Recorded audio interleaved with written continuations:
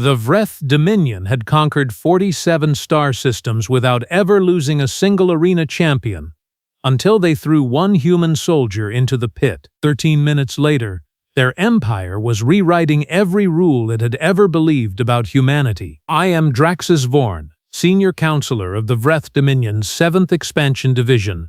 I am writing this account personally.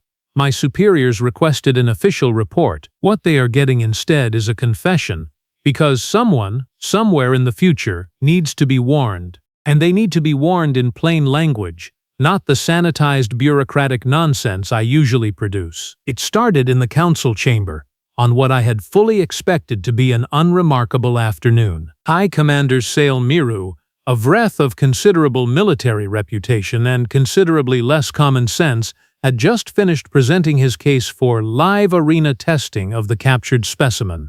That was the phrase he used, captured specimen. Like the human was some kind of interesting insect they had found under a rock, which, to be fair, was roughly how all of us thought about it at the time. The creature, Sail Miru said, pulling up the holographic display, stands approximately 1.8 units tall, bilateral symmetry, no natural armor, no venom glands, no secondary skeletal reinforcement. Its hide is, and I want to emphasize this, completely soft. He paused to let that sink in, clearly enjoying himself.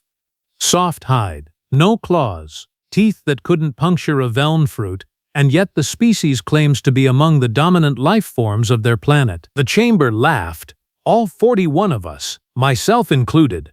I am not proud of this. Vessa Paul, our lead xenobiologist, raised a concern.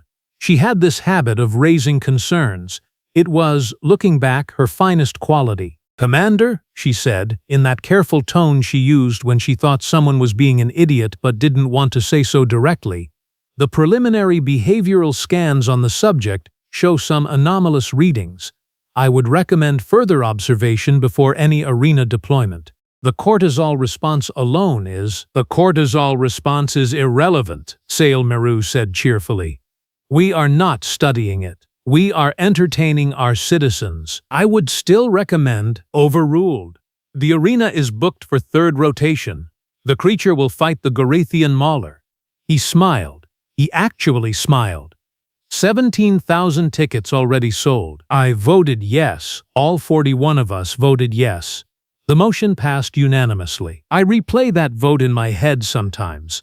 At night, when I cannot sleep. The human arrived at Processing Bay 7 at the start of 2nd rotation, escorted by 6 armed guards, 2 restraint drones, and our head prison warden, Brek Sulo, who was a being of extraordinary physical intimidation and approximately 0 psychological insight. Brek Sulo stood 2.5 units tall. He outweighed the human by a factor of 4.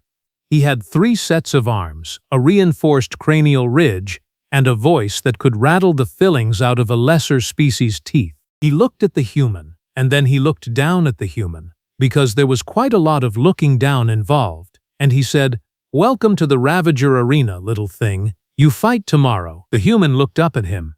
His name, we had extracted from his identification tag, was Sergeant Cole Rains. He was 31 years old by his planet's calendar. He had brown hair, brown eyes, a collection of scars that Thessapol had already spent 2 hours cataloging with mounting unease, and an expression on his face that I can only describe, in retrospect, as the expression of a being who is already solving a problem you don't know you have yet. He looked at Brek Sulo, he looked at the guards, he looked at the restraint drones, he looked around the holding bay slowly and methodically, the way you look at a room when you are memorizing it, not when you are frightened of it. Then he said, "What time?" Brek Sulo blinked all 4 of his eyes. "What? The fight? What time does it start?" "3rd rotation? Dawn cycle?" Cole Rains nodded. "Okay." He looked around the room again. "Is there water?" They gave him water. He drank it. He sat down on the cell floor with complete composure and said nothing further. The alien prisoners in the neighboring cells, beings who had committed actual crimes and had actual reasons to be there, began talking to him through the walls. They were trying, in their way, to be kind. They told him about the Gorethian Mauler. They told him it was 6 limbs, They told him it weighed approximately 8,000 standard units. They told him its hide was rated at military-grade armor penetration resistance. They told him no creature had survived the arena with it in over 400 fights. Cole Rains listened to all of this. He did not interrupt. He nodded occasionally. He asked 2 questions.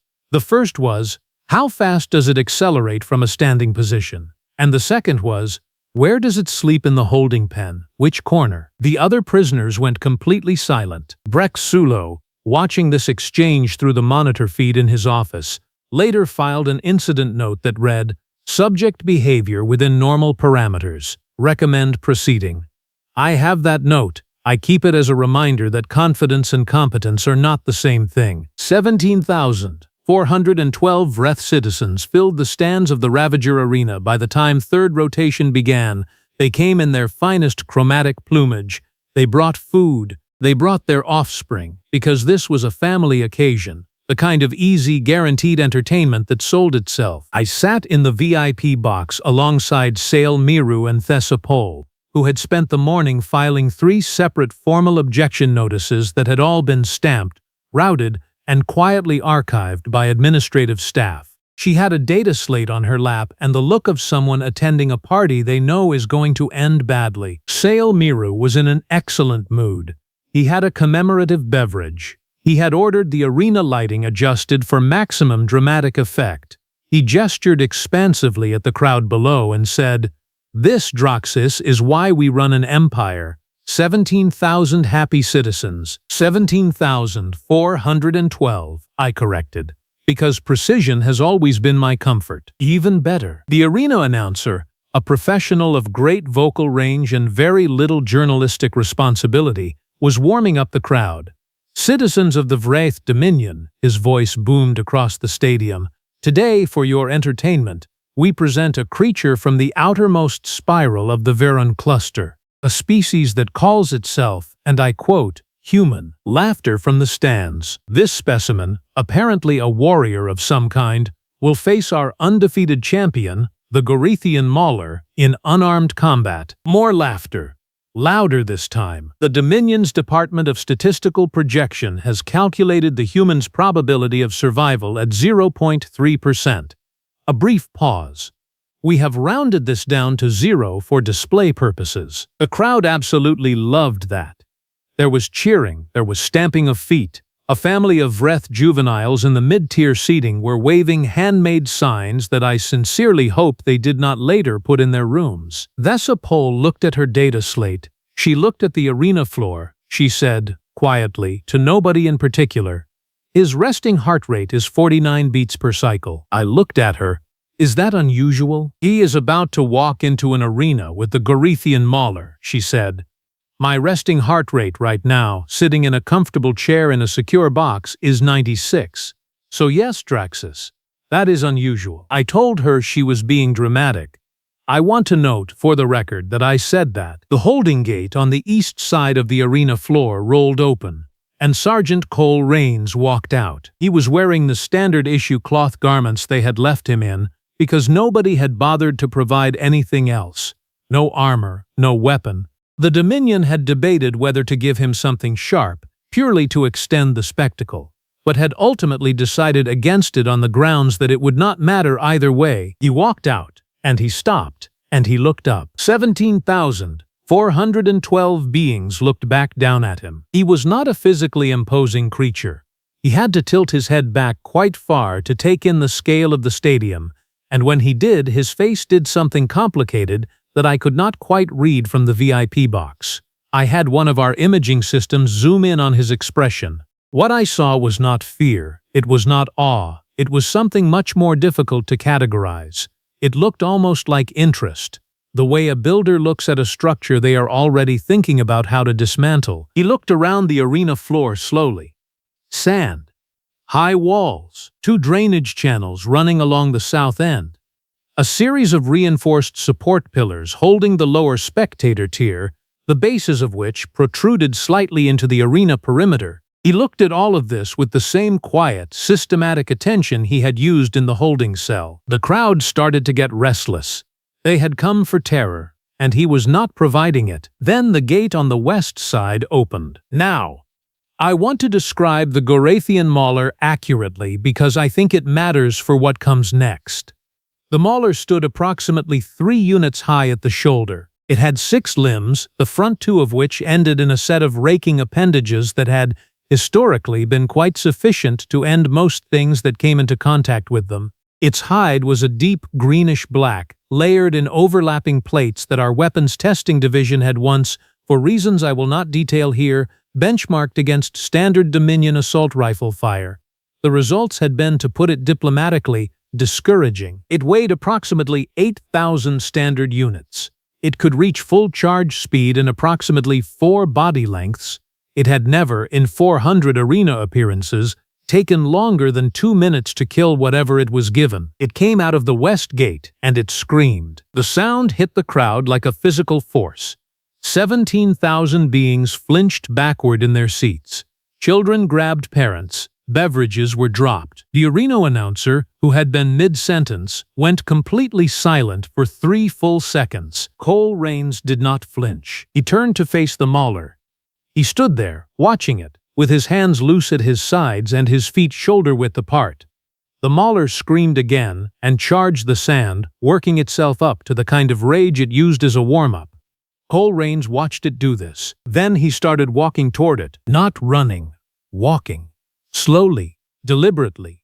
The kind of walk that a being uses when they have somewhere to be and they are not in a particular hurry. The crowd went very, very quiet. Sail Miru stopped drinking his commemorative beverage.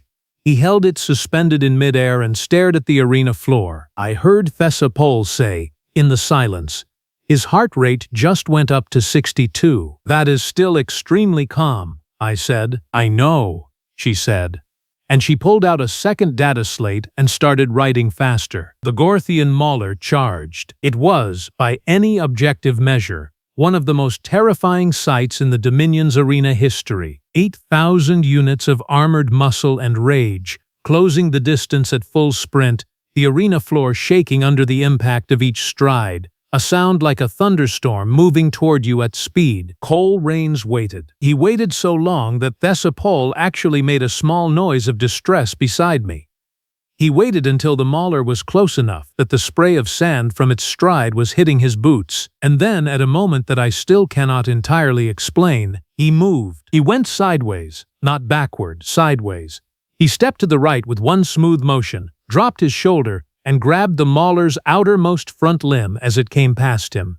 He used the creature's own momentum, the full force of that 8,000-unit charge, and he redirected it, not stopped it, not blocked it. He turned it, like you turn water with a dam. The Mauler hit the arena wall, not with full force. Cole Rains had not stopped its charge. He did not have the mass for that, but he had altered the angle just enough, and the Mauler struck the wall at the wrong angle for its own body mechanics, and the impact rang through the entire stadium, and the Mauler staggered. The crowd made a sound I do not have proper language for.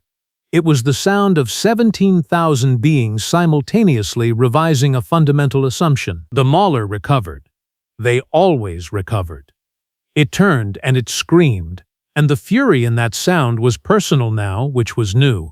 The Mauler did not typically experience personal fury. Things just died too quickly for it to develop preferences. Cole Rains had moved again while it turned.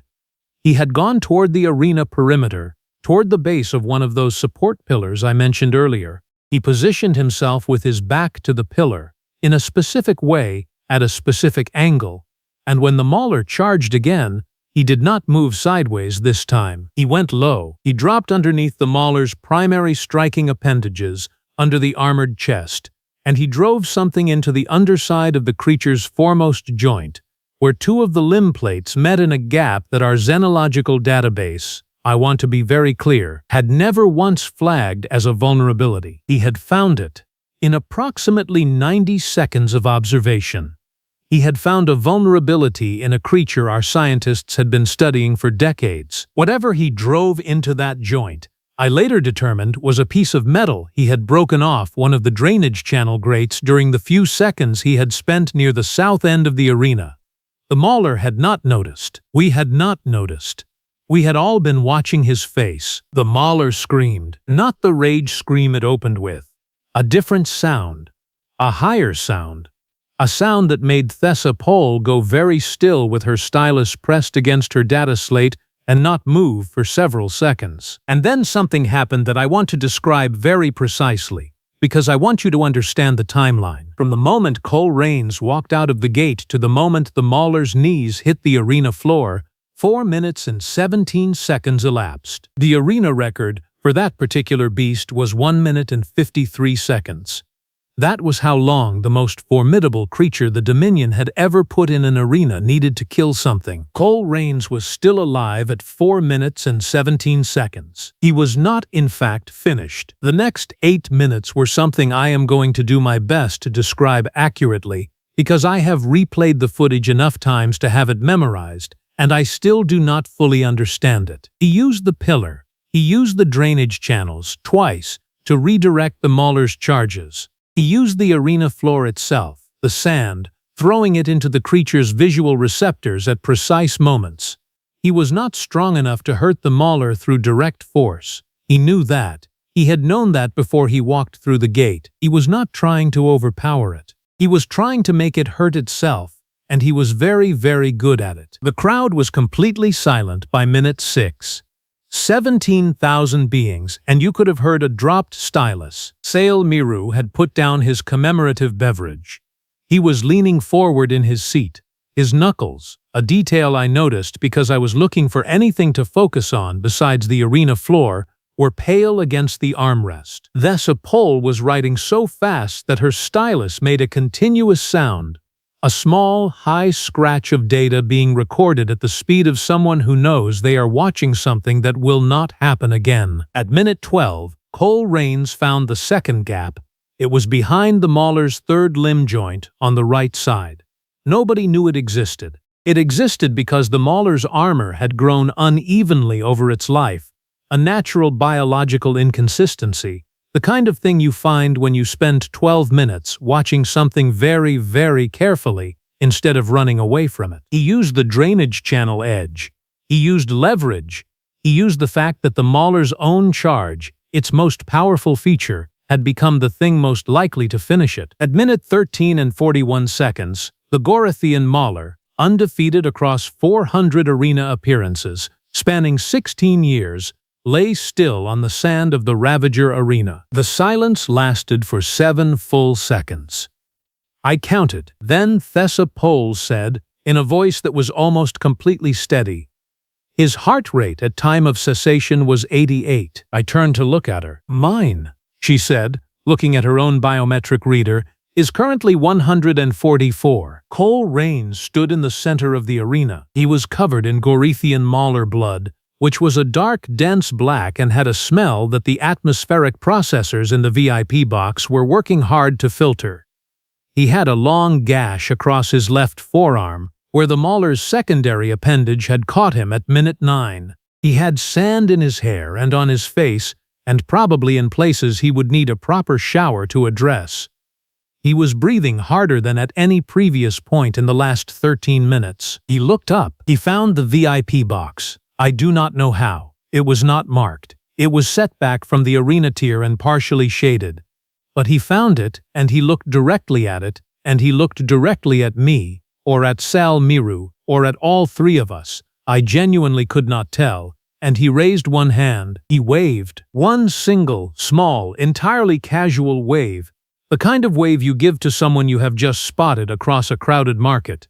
The kind of wave that means, "Oh, hello there, I see you, how are things on your end?" The wave of a man who had just done something the entire Vreth Dominion had told itself was impossible, and who appeared to feel that the appropriate response was a friendly greeting. 17,412 beings sat in stunned silence and watched Sergeant Cole Rains wave at the VIP box. And then, because apparently the universe had decided it had not finished with us yet, he sat down, cross-legged, right there, in the center of the arena floor, in the sand, next to the body of the Gorathian mauler. Cole Rains sat down, folded his arms across his knees, and waited. He waited to be let out, like a being who had completed a task and was now ready to be shown to the next room. Like a being sitting in a waiting area that happened to also contain a recently defeated apex predator. Breck Sulo, our head prison warden, was in the holding area behind the east gate. I could see him through the gate monitor feed. He was standing with his hand on the gate release lever.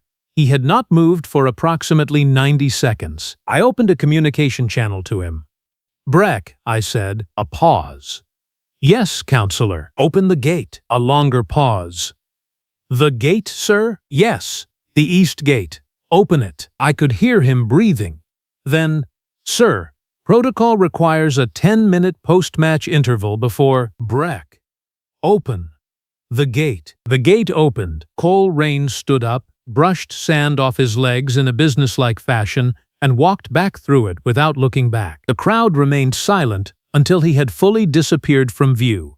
Then, slowly, in sections, like a wave moving through water, they started making noise again. But it was not the noise they had come here to make. It was not the noise of entertainment. It was something else. Something I recognized because I had felt it myself, sitting in that VIP box, watching a human wave at me from a pile of impossibility. It was the noise of revision, of fundamental assumption being quietly, painfully updated. Behind closed doors, the Vreth High Council, the same body that had unanimously voted to throw Cole Rains into the Ravager Arena 48 hours ago, fell apart with impressive speed. The emergency session began at 4th rotation and lasted, with breaks for nobody because nobody wanted a break, through 6th rotation and into the early cycle of the following day. I have the full transcript. I will summarize it for brevity and also for my own sanity because reading it in full is an exercise in watching intelligent beings collectively and spectacularly miss the point. Sail Miru opened proceedings by proposing immediate execution of the subject. His reasoning: the subject had proven himself dangerous, and dangerous subjects should be eliminated. This was, in its own way, logical. It was also, as Thessapol pointed out in a tone usually reserved for speaking to juveniles, the single worst idea currently on this table, which is saying something given the competition. The High Commander did not take this well. Thessapol then presented her preliminary data from the arena observation, and she was, to put it plainly, magnificent. She had 12 pages of behavioral analysis, 6 pages of biomechanical notation, and a separate attached document that she titled, with a restraint I genuinely admired, Preliminary Notes on Anomalous Human Combat Cognition, but which the rest of us reading it understood to mean, why are we all still sitting here acting like we have any idea what we are doing? The human, she explained, had identified a structural vulnerability in a creature whose biology our xenological division had been studying for 30 years in under 2 minutes of observation. The human had, under conditions of extreme physiological stress, maintained a decision-making capacity that matched or exceeded what most Vreth commanders could manage in a calm briefing room.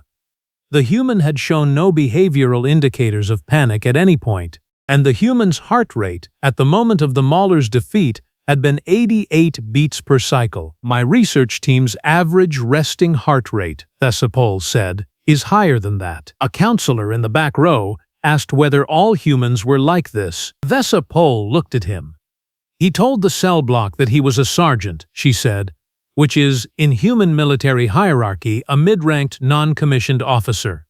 He is, by their own categorization, not the most impressive one they have. The silence that followed that statement was very long and very productive. Sail Miru still wanted the execution. The vote did not go his way.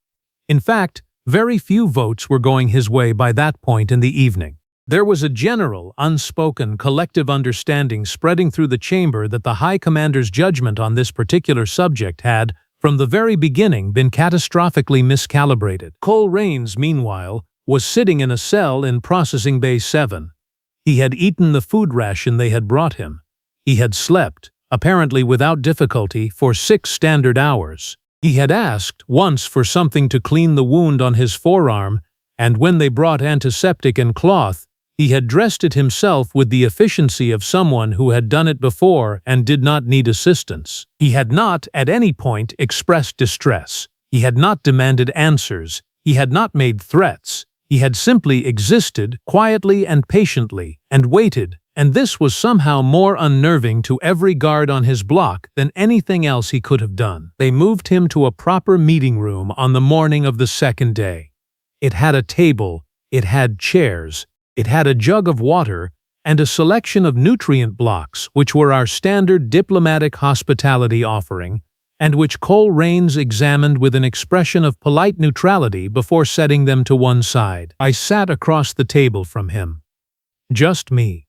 I had argued against having Sail Miru present on the grounds that I did not want the High Commander to say something irreversible before I had finished being afraid. My 2 security officers stood at the door. They had been briefed. They stood very still and they did not make eye contact with the human because Thessapol had recommended this, and at this stage everyone was listening to Thessapol. Cole Raines sat down. He looked at me. He looked at the security officers. He looked at the room in the same way he had looked at every room, methodically and without urgency. Then he looked back at me. I said, "Sergeant Raines, I am Counselor Draxus Vorn, senior member of the Vreth 7th Expansion Division. I represent the governing body of this facility." He said, "Okay, I had prepared remarks. I had a diplomatic framework. I had a tiered offer structure that our negotiation specialist had spent 4 hours developing. I opened my mouth to begin it, and Cole Raines said, quietly and without particular emphasis, 'Here is what I need.' I closed my mouth. He said, 'I need to be returned to my ship. My ship is in the 3rd debris field of the Varan cluster, docked against the portside hull of what you probably have catalogued as a derelict freighter. It is not a derelict. My crew is on it, 8 people. I need all 8 of them returned with me, unharmed, with their equipment." He paused. "I also need the coordinates of the nearest Dominion communication relay that has access to a long-range transmitter, because I need to file a situation report and I am currently 37 hours overdue." He said all of this in the tone of a man reading from a list he had prepared earlier, which, given the 12 minutes he had spent not panicking in an arena, I suspected he had. I said, "Those are significant requests." He looked at me. He did not say anything. "We would," I said carefully, "need certain assurances regarding your intentions toward Vreth space, regarding future contact protocols, regarding—" "Counselor," he said, not rudely, precisely. "I want to be clear about something, not as a threat, just as information." He leaned forward slightly.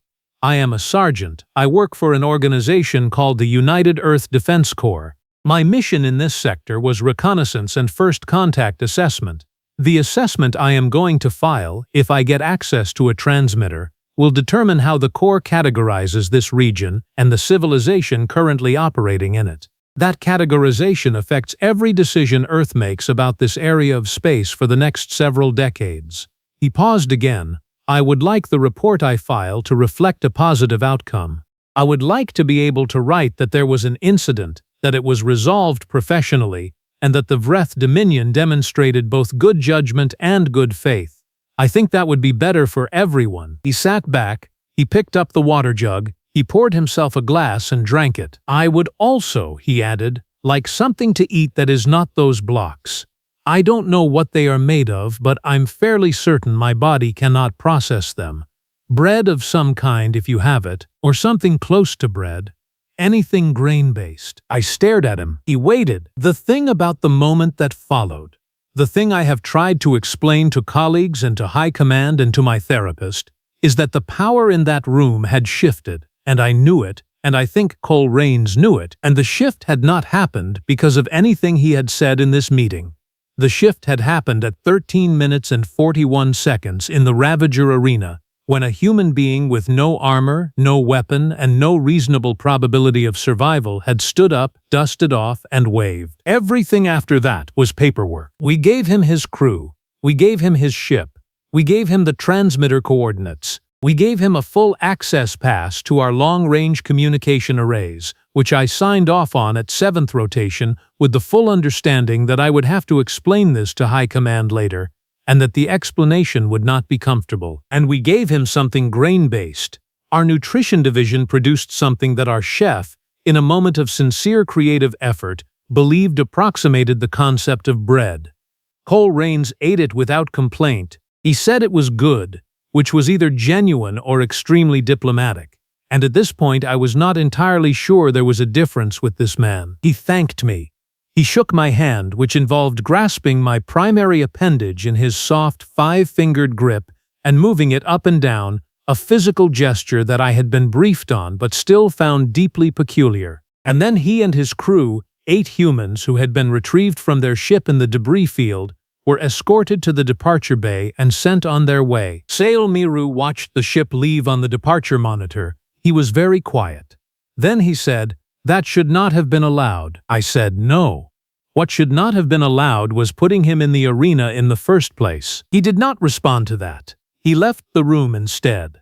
I stood at the departure monitor and watched Cole Rain's ship engage its drive and disappear, and I thought about bread, of all things, and about what it meant that the human's most pressing request, after escaping an arena, negotiating his freedom, and retrieving his crew, had been for something grain-based to eat. It meant he was fine. That was what it meant. It meant he had been fine the entire time. We had never been in any of his scenarios for disaster. He had never entered the category of things he needed to be afraid of. I found this, and continue to find this, profoundly humbling. The following is the full text of Official Report 779er, filed by Senior Counselor Draxus Vorn to the Vreth Dominion High Command.